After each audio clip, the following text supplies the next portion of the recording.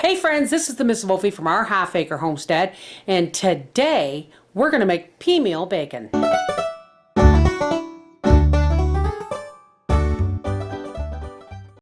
But what we have here is 5 pounds of pork loin, bone out. So this is what we use to make our peameal bacon. You're going to need 3 liters of cold water, 1 cup of maple syrup, and it has to be maple syrup, not table syrup. If you don't want to use maple syrup, use a cup of brown sugar.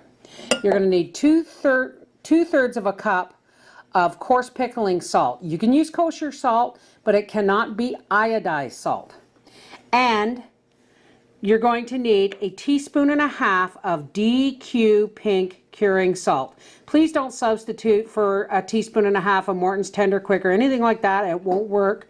You have to follow the directions, and I've measured this by pound. Okay, so this for 5 pounds of meat is 0.2 ounces of DQ pink curing salt. All right, let's get started. Now you're going to need, as I have here, a tub that you can completely immerse your meat. But first, I'm just going to take these out and set them on the lid so that I can mix up our cure. Now, we're going to put our salt in first. If you want to take 1 cup of your cold water, thank you, darling.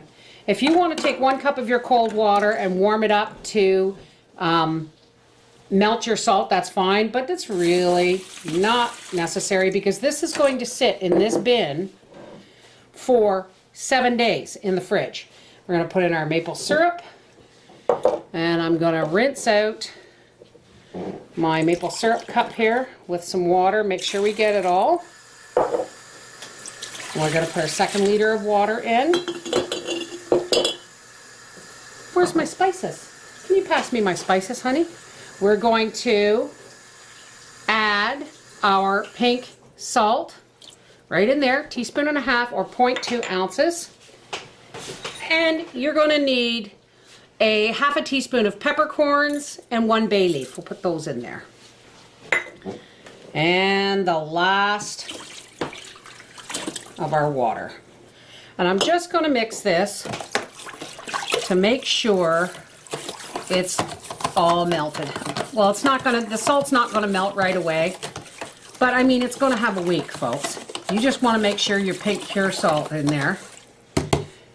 And now we are going to lay our meat in here, just like so. And this is going to go into a fridge or into a cold porch that is 40 degrees or lower, but you don't want it to freeze. And I'm just going to take my little cutting board. Okay, so I've just wedged this clean cutting board in there just to hold the meat down under the cure. All right, this is going to go in the fridge, and we're going to turn it every day for 7 days. All right, we'll see you when this comes out of the cure. Okay, folks, it's been a week, and here is our peameal bacon. It has been in the brine for 7 days, and I've gone out every day and turned it over, and then I would put a heavy cutting board, a heavy plastic cutting board on top just to weight them to hold them down under the brine. So now we're going to finish them. Now I just have an old cookie sheet here with several thicknesses of paper towel, and I'm just going to take my peameal bacon out here and I'm going to pat it dry. Okay, I've got my cookie sheet with a fresh sheet of parchment on it.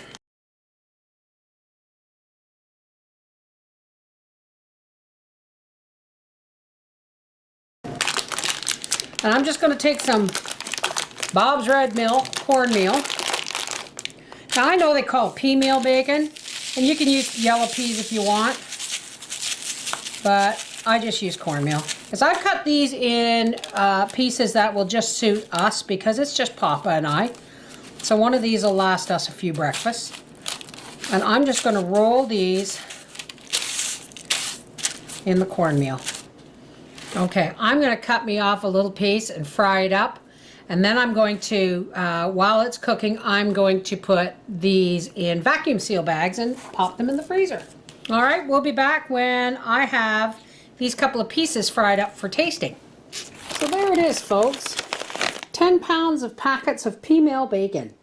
And this one's going in the fridge because I know Papa's going to want it for breakfast on Sunday. While I was vacuum sealing them, I fried up a couple of pieces. Let's have a taste test, shall we?